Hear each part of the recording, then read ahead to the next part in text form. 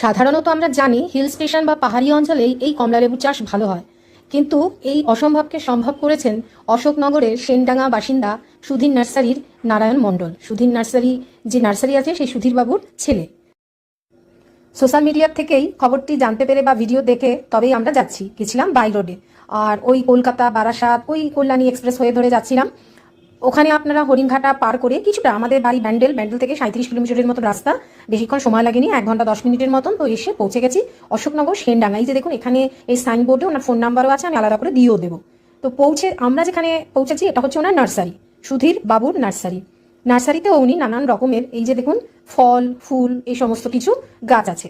আর যেই কমলালেবুর বাগানটা প্রথম দেখালাম সেটা এখান থেকে একটু দূরে, উনি আমাদের পরে নিয়ে যাবেন। আর অনবরত নানান জায়গা থেকে লোকজন আসছেন, সেই কারণে উনি খুবই এখন নিজের জন্য সময়টুকুনি বার করতে পারছেন না।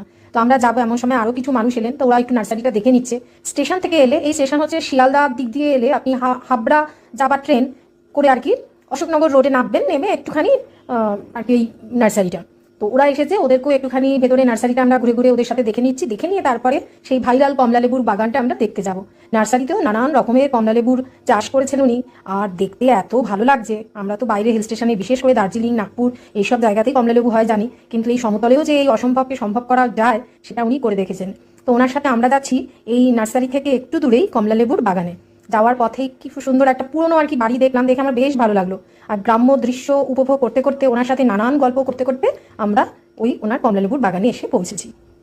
এক নতুন অভিজ্ঞতা সঞ্চয় করবো, সত্যি খুব মনে মনে আমি এক্সাইটেড। এরকম একদম কমলালেবুর আর কি আরও অনেক ফল উনি চাষ করেছেন। এটা তো একটা এক ধরনের সায়েন্স, মাটির অবস্থা বুঝে কোন গাছে কি কোন মাটিতে, এটা দেখো সবেদা, প্রচুর সবেদা হয়েছে ঢুকতেই আর কি দেখতে পাচ্ছি। কোন মাটিতে কি সার প্রয়োগ করে কতটা কি লাগে, তারপর তো এই ফল বা নানান রকম ফুল যে কোনো জিনিসই আর কি করা সম্ভব। এটা সত্যি একটা ট্যালেন্টের ব্যাপার। দেখুন পুরো কমলালেবু ভেতর দিয়ে আসছে, কত লেবু।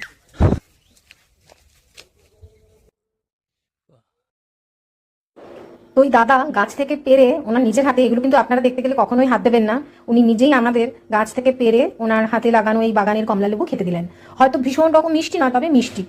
আর এই এখনো ওটা পাড়ার সময় হয়নি, বললো ওই জানুয়ারির সময় এগুলো আরও আর কি ভালো হবে, এবং তখন এই বাগান থেকে এসে কিনেও নেওয়া যাবে কমলালেবু।